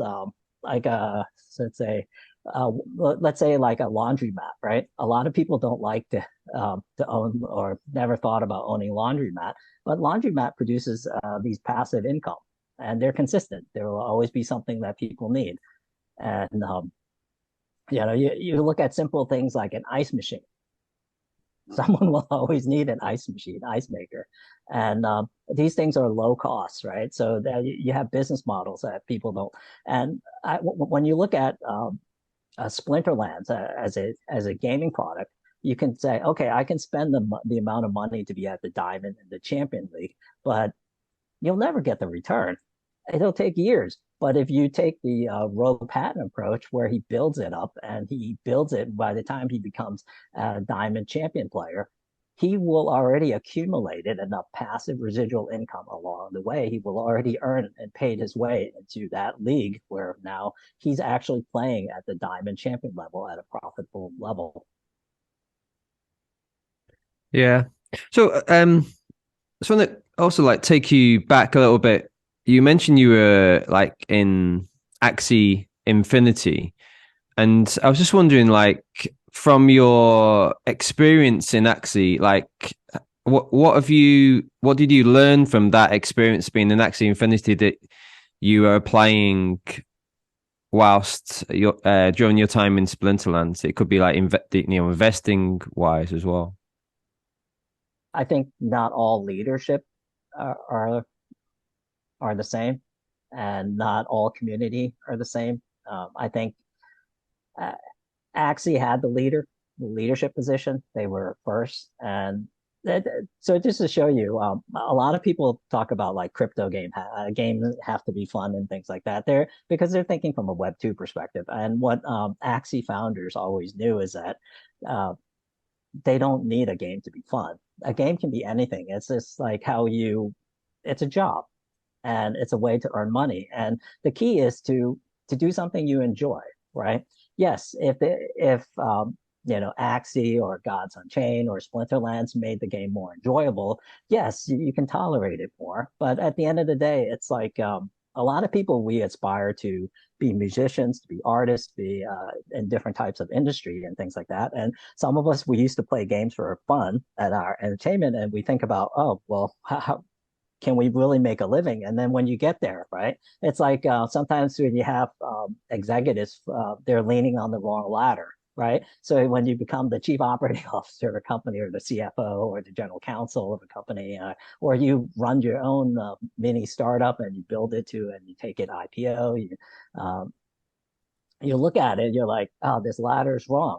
And the question is, are you strong enough, and are you willing to pivot from there and correct it? Or you're just going to sit there and just not really enjoy your job, but just go in and it just becomes a grind. So for a lot of people who always thought they can play games for fun and still make a living, they're coming to this wall, and they're playing every day, and it's a grind, right? And you have to either pivot and come up with a way to create an enjoyable environment, or you're just going to say it's a grind and you're just going to go through it. This is where NPC or the bots come in, where you can say, okay, and Darkest Night kind of relates to this to some degree too, is you used to play the ECR down to 0%, right? Because you enjoy it. But at some point, we're human beings. We only have so much energy, and we only have so many hours of useful energy on a daily basis. Um, and an example is, I'm talking to you later in the evening, and it's not where my energy level is the highest, right? And I recognize that, so I have to come up with different ways to kind of support, supplement that in a way that makes the experience feasible, right? And it's not something that I would do every night. Because it just doesn't make sense for me to do it, because then I have to figure out how to shift my energy source around, right? So when we play Splinterlands, we have to look at it and say, okay, yes, the whole purpose is for us to enjoy maybe tournaments or maybe guilds, right? And this is where I think the Web2 environment, the highest aspirational value for a gaming would be a tournament piece, but the highest aspirational value for Web3 would be the guild piece of it, because Web3 is more community based. And I think this is where Weirdbeard and the Splinterlands team may not necessarily see it that way for the adoption. It's a lot easier for them to, from an order of magnitude perspective, to really create the value around the guild piece, because at the end of the day, there's only so many players willing to play tournaments. One is, yeah, you can use some bots. It's controversial. People don't like it, but people also forget that the framework for bots is and the game itself is peace, freedom, and prosperity. And if any of the tournament holders themselves, they don't want bots, they want to block bots, well, they can create that outside, like Splinterforge. They can create a completely different environment to say that we're going to block it based on APIs, IP addresses, or we're just going to block the heck out of you, or we want to KYC you. We come up with any type, or we want to put you on a video, or we want to put a VPN. We're going to do tunnel to tunnel. We're going to really, really restrict the heck out of you to ensure, or you have to show up in person, fingerprint you, and show. They come up with all kinds of different mechanisms to try to block you along the way, to demonstrate that you are proof of human. You are who you say you are. And so there's nothing wrong with people that want to do that. And the game and the flywheel allows that. And I think as a community, we just need to stop talking about like bots. If someone created a bot and they're smart enough to be able to beat some of the better players, to gain some of the betters, or to invest in these alpha cards, good for them, right? They're a better person than we are for it, and they came up with a way to hustle and to get in, and we should really applaud them for it, not be from a look at it. And I think one of the things like Charlie Munger talks about, it's what brings down some of the challenges of human being, it's not greed, it's jealousy, right? Human beings, we have a natural tendency to be jealous more so than any other attribute piece of it. And so from a characteristic standpoint, and we just need to really look at it and say, this is Web3. We should be happy for people who find ways to be able to do it. And if we're not happy, we should partner with people who come up with these other flywheels and block it and have human only, kind of like Nifty Arcade. They just said, look, only humans. Well, yeah, I want to see you hop into map chat and share that sentiment. We should just be happy for people. One of the things that when I first joined MavChat, they were, I think, a lot nicer in terms of how they embrace. But I think through the years, they kind of forget what got them there, and I think there's a, there's a lot of disparity, and a jealousy is a huge component, whether they acknowledge it or not. You can see it through the dialogues and there are many great members of the Mad Chat, and the Mad Chat as a group has grown in number too. Because the barrier is like 1,000 packs, and I think many people can afford that and can buy that. It's a pretty, I think, a relatively low hurdle relative to the gaming community. I play like Rise of Kingdom, for instance. There are players that spend $50,000 to $60,000 on a monthly basis, and they get nothing in return, right? So there's many games I play on the web too. I used to play. I mean, even Pokemon Go, the guy from Singapore. He's already spent over $500,000 on the game. So there's I think it's money isn't really the hurdle piece. I think we should just be happy for people because at the end of the day, Aggie and Matt, they're brave enough to build a gaming mechanism, a platform that allows people to behave in ways that Web 2 games are not allowed to behave. Well, yeah, I gotta say, man, I really appreciate and am inspired by your very level headed perspective of all of this stuff. It sounds like you've bear market, bull market, you take it all in stride, and your perspective remains true, and that's very admirable. I'm going to try and take some of that away from this conversation and apply it to my own perspective. I'm curious, where do you find the biggest source of enjoyment personally with Splinterlands? Is it gameplay? Is it economy? Is it community? Is it a few of those things? Something else? Yeah, I think it's just a combination. You kind of take out of things what you want, and I think what you would perceive as relatable to you. And I think at the end of the day, you try not to lose too much money in a bear market, and you also the largest investment area is in a bear market, the largest return. Like when you look at dollar cost averaging and you look at the history of investment, it's the time in the market piece that enables. So you try to find a thesis. So from this applies to anything in life, right? Personal or from a business standpoint, you have a belief system and you have a thesis, and our society there's no better reflection of that than a marriage, right? That's why in the United States, I think there's probably like over 50% of couples end up getting a divorce because over time people change, our thesis change, our belief.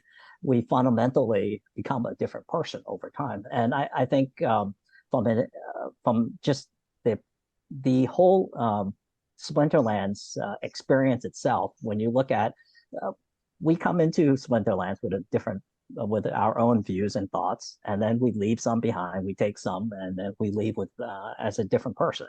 And I think as we look at the whole, some of us only want to play rank play, or some of us only buy cards and put it out on the rental market because at the end of the day, Web3 games are Nasdaq. They're Nasdaq asset class. So anything that beats the Nasdaq from a long term, and from a risk standpoint, Splinterlands is such a small company and such a small product. It'll take them so long. So that in theory, they should be able to beat the Nasdaq over time as long as they survive. They don't go bankrupt, because card game has been known and proven since the dawn of time, right? It's survived longer than any other type of games. And the beauty of Web3 versus Web2 is like a company like Microsoft has many different games. They have a variety within their Xbox divisions and any of those. They have so many games. And what happens in a Web2 is that you play it, you get bored, as a player, and then you just move on to something else. The beauty of Web3 is that it's money based. So very few people get tired of making money, right? Very few people look at it and say, this is enough for me. And they may say that, and I can see players saying this is enough and they get enough residual and they have their assets and they earn it and they stop contributing or they just pick up the recurring income, but they're still going to be in it to be able to maintain that course. And so a lot of people, they'll get rage quit, right? They'll get mad and they'll look at the rank play and they say this RNG is unfair or whatever. They just and some people will sell their assets and walk away. What they're not, I think, recognizing is the value that Web3 brings, which is the portability and also the reliability of it because it's money. It allows people to have a repeatable experience. And one of the repeatable experiences is earning money. And I think for the most part, people do enjoy getting money from it. And I think the more that the company adds to that frictionless ecosystem, being able to on off ramp and a different model and to have different experiences between the fiat currency of the world and different spendings like the Visa, MasterCards.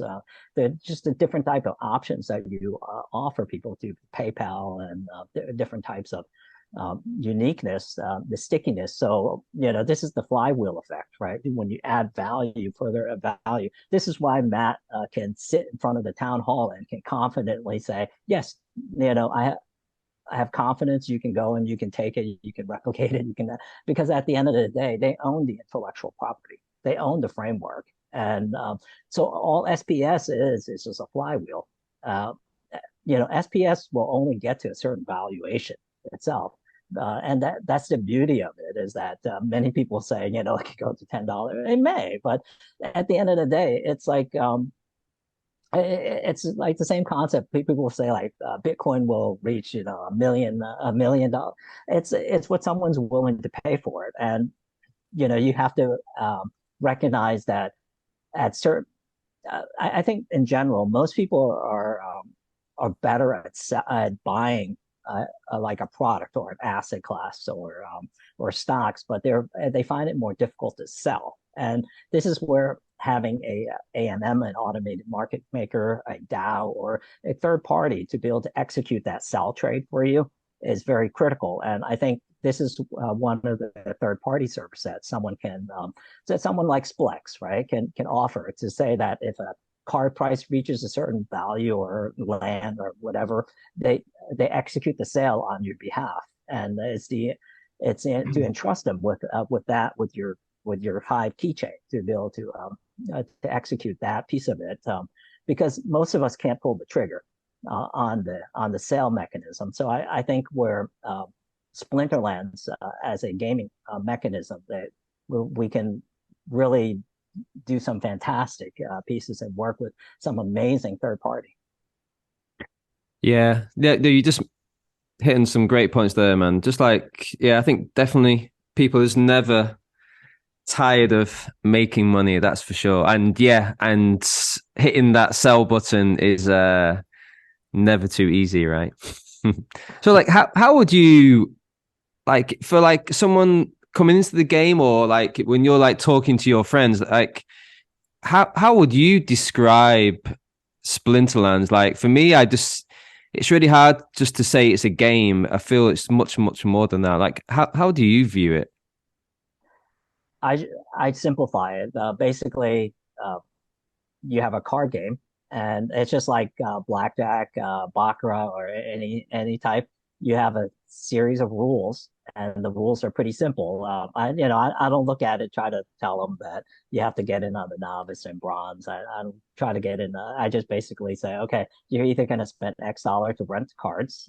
This is their value, the level, the minimum set, and or you buy into it, you buy this minimum, or you rent, you partner with Nifty, or you get someone to delegate you the card. Okay, this is like option one for making money. You select within that pie what you want, and then from there, you can, if you get good enough, you understand the game and how the rule set, once you kind of, it may take a couple months, and some people might take 6 months, or some people may never really get there, right? So the next step is to say, okay, if you're feeling comfortable, you can get a bot and watch the bot play, so you learn some of the rule sets and some of the thinking. So I use Splintermates for some of my accounts. I think I got like 4 accounts on it. I watch Splintermates play my account, and some of the moves they do is odd, right? I was like, and the thing with Splinterlands is like the order is important. Like what card actually goes into one, two, three. The slot, the order actually matters, and it matters from an RNG standpoint. The order of magnitude is tremendous, and most people don't understand. Like they just switch, slot 4 and 5. They say it's a win versus they lose, right? It's like that close, and it's not. Sometimes people always think, oh yeah, I got to get the most expensive card, the legendary summoners and stuff like that. But you know how many times like the Kalia can beat some of the other legendary, that you face, outside of maybe Wrath or Wraith or some of you get into really challenging.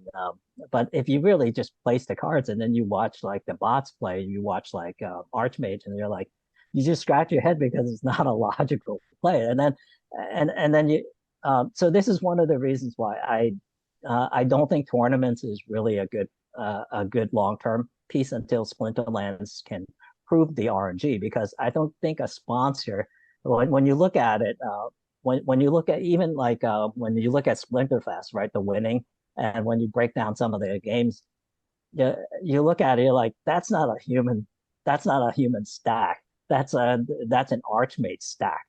That's what an Archmage would stack. That's how the battle order an Archmage would use. That's not a human order, because no human would logically think that way. So then it lends you to the point where, okay, what's the secret sauce of the RNG piece of it? Certain combinations or rule set lens. But then it's like, do we really know? So I think they'll have to have a SOC 2 report for a service organization from an audit standpoint. They'll have to produce that or to have the pen test or the evaluation of the RNG side of the house.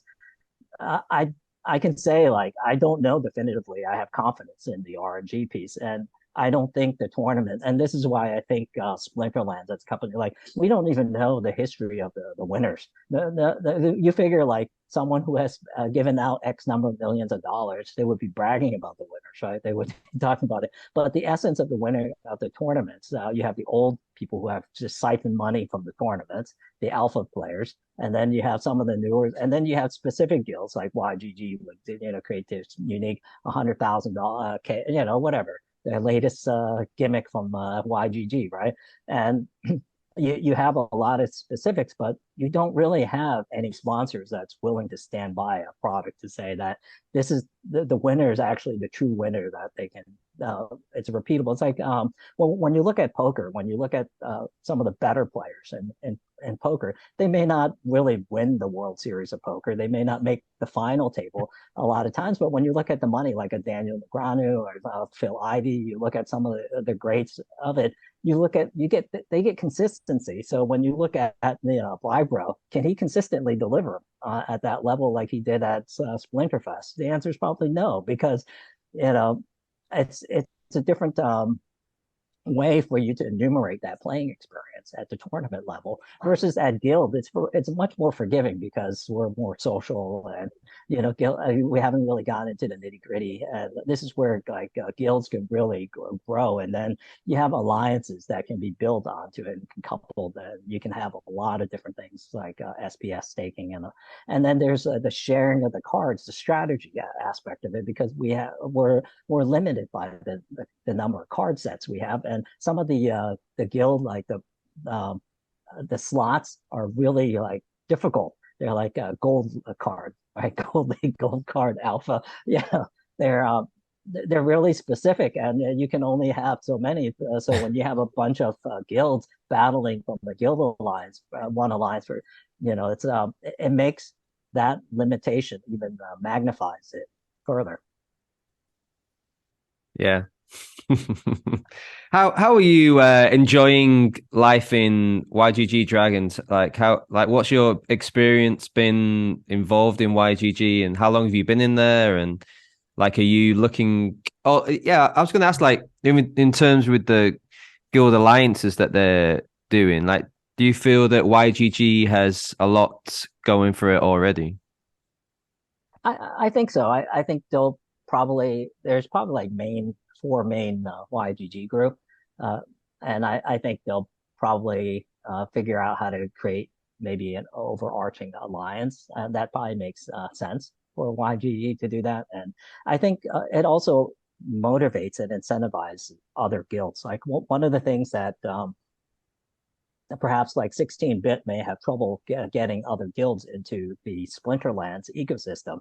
It's because at the end of the day, when you look at like a guild, how do you make money as a guild, right? Okay, you go and you pay 10,000 DEC, you start a guild, and then all you're doing is either like marketing to people. But at the end of the day, you have to provide an incentive to these players.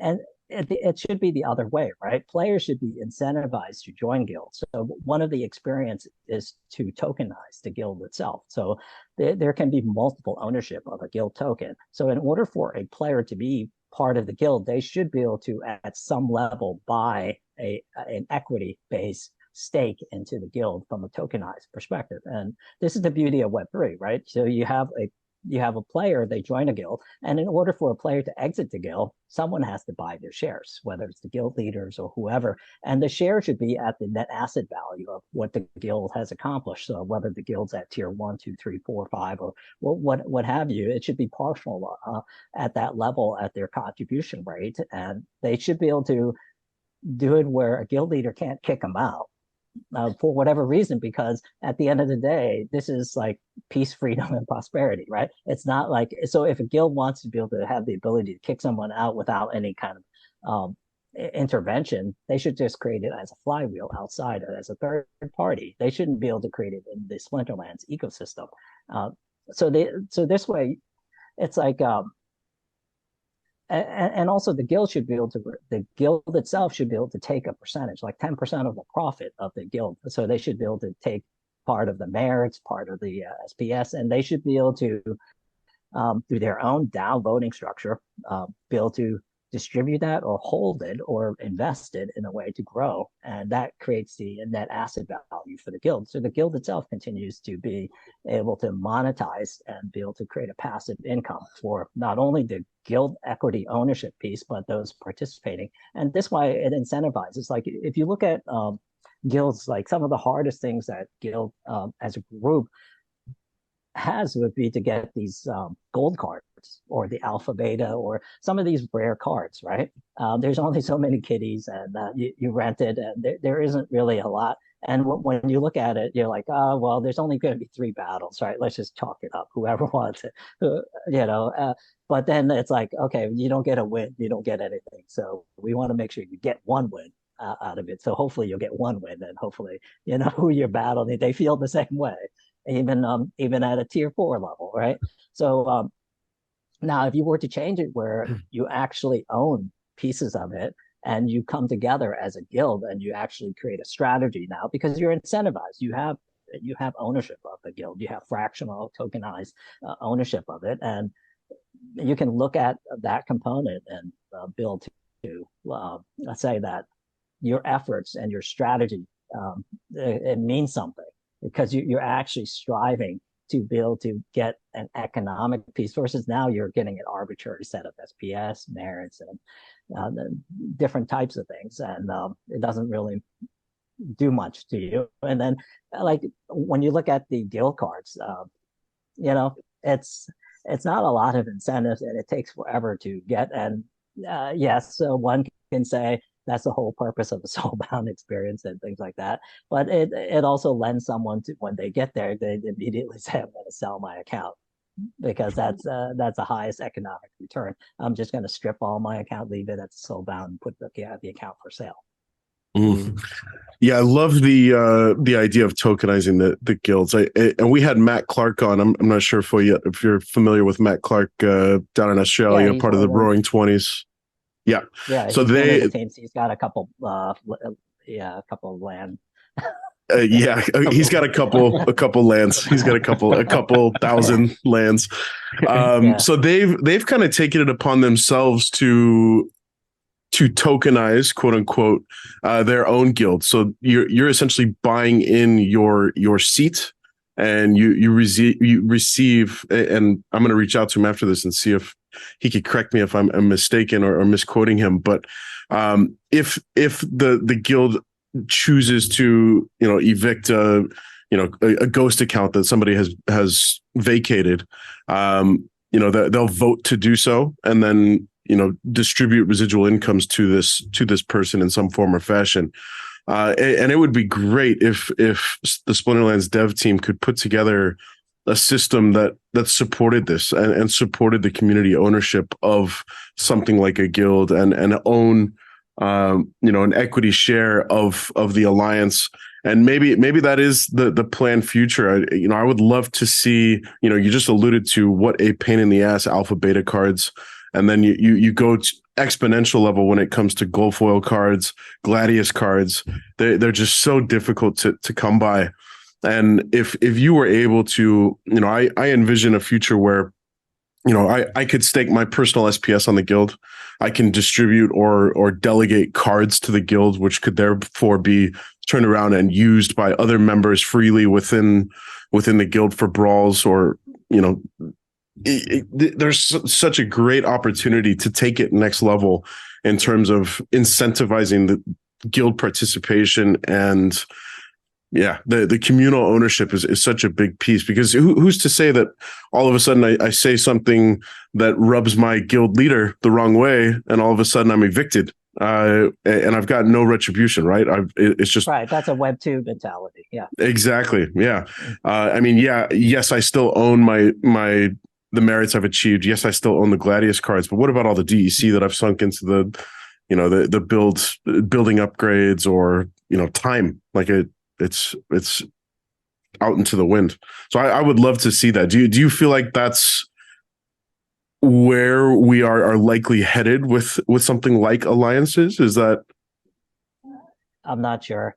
I mm, I think they're probably thinking alliance is like Clash of Clans. If I'm guessing, they're probably mm, thinking from that structure, because I know Matt is a fan of Clash of Clans. So I maybe hate he. that game. I played that game Yeah, many years ago, and I cringe to think yeah, of the amount of dollars that I put into those stupid tokens and yeah, elixir. yeah, But it was successful. It extracted money from me, and still is.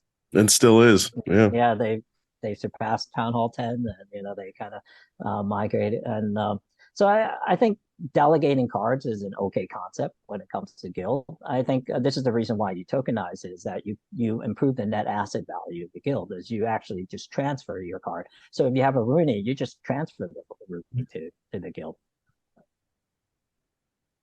Mm. Man, I feel like we've just kind of scraped the surface of all the things I want to talk to you about, Foyet. But I realize we've had you on for a couple of hours now. I think we should start to pump the brakes a little bit. Last thing, and this is just to kind of itch my own personal curiosity, Foyet. We bumped heads a couple. I don't know if you recognize this, but Yeah, we bumped heads yeah, in our brawl. I was very silent yeah, because the guild too. Yeah, yeah, you handed it to me, and I think the difference was your Rooney, yes. if I'm remembering correctly. And I was gonna say something, and then I decided not to say something. I was gonna save it for this conversation. So well played. I will hand it to you, but I want my revenge. Um, where do you kind of see you taking your? I'm assuming that Foyet is your main account in Splinterlands. Do you plan Yeah. on scaling that boy up to the likes of Diamond Champ? Are you content just hanging out in gold? What's your kind of long-term game plan? I think once I recover the investment costs in gold, I'll move it up. So it may not even be Rebellion. It'll probably be the replacement set for Chaos Legion. Probably when I probably creep to Diamond. I think there's a big difference between Diamond and Champion level. Not only from the deck perspective, where you have to have almost all maxed cards and summoners, but you have to have a variety within the class. And also I think Jotun and Kitty and Myler and those class, the dominant three are they make it really difficult for someone like me to invest to max out my Chaos Legion, because the better strategy for me is to take the remaining the flow to just rent them out, or create other sets to create a bot and play, because the return is better. As long as there's a Kitty and Jotun that's in play for modern, it's pointless.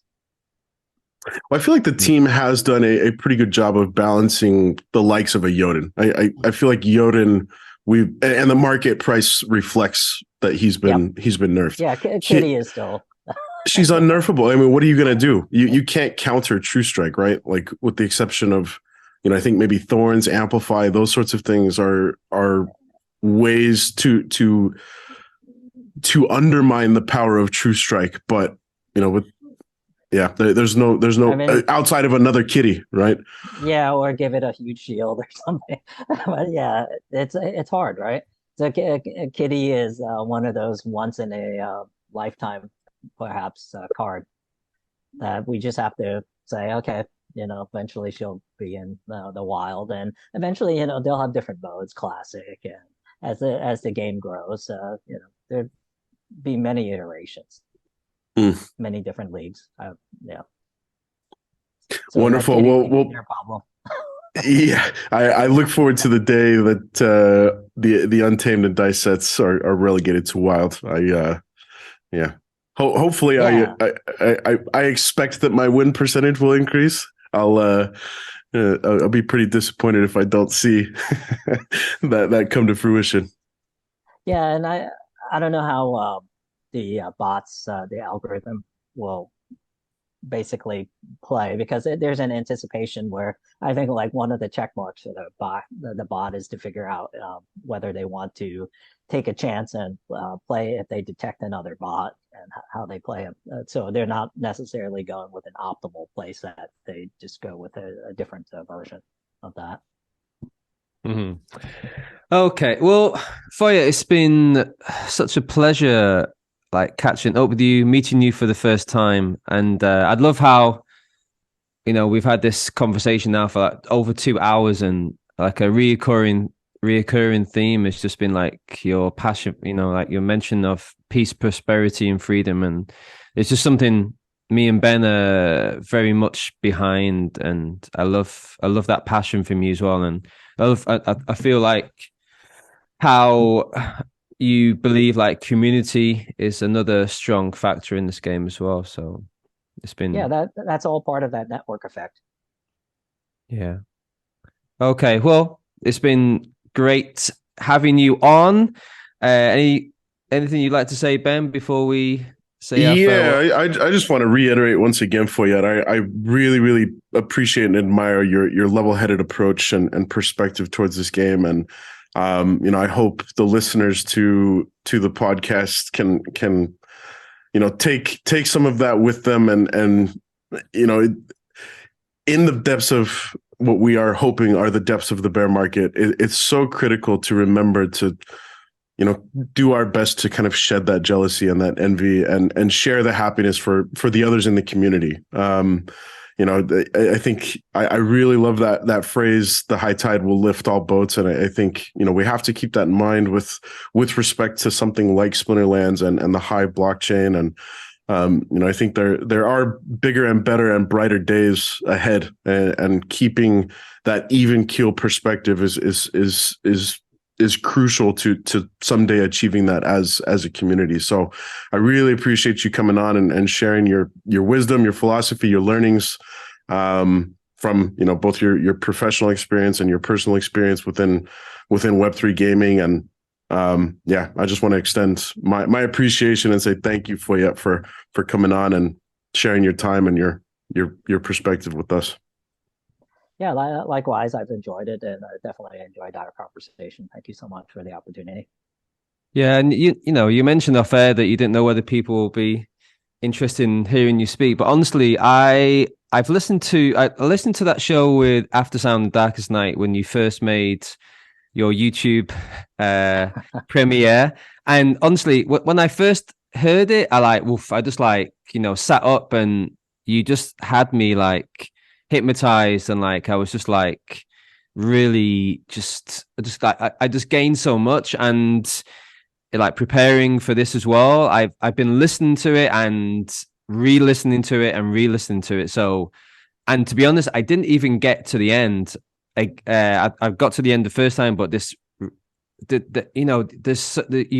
you touch upon so many fine points, and you have such a analyze it. You have analyzed it so well, and you come to it from a different way than I've definitely heard before. So yeah, again, it's just been great having you on. Yeah, thank you. Okay, so for all of you out there, you have been listening to The People's Guild.